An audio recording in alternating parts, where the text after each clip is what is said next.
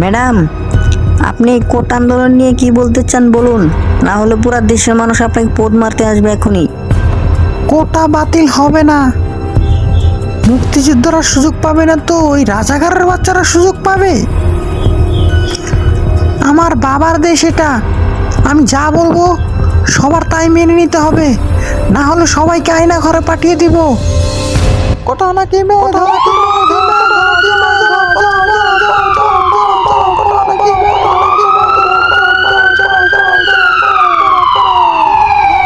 এই পানি লাগবে কারো, পানি পানি, এই পানি পানি নাও, পানি নাও, কারো পানি লাগবে, পানি পানি পানি পানি।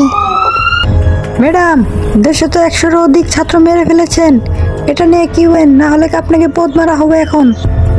স্বজন হারানোর ব্যথায় আমি বুঝি, আমার বাবাকে হারিয়েছি আমি।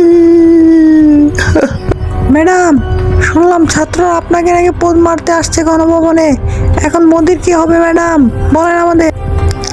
সত্যি ছাত্ররা গণভবনে আসছে?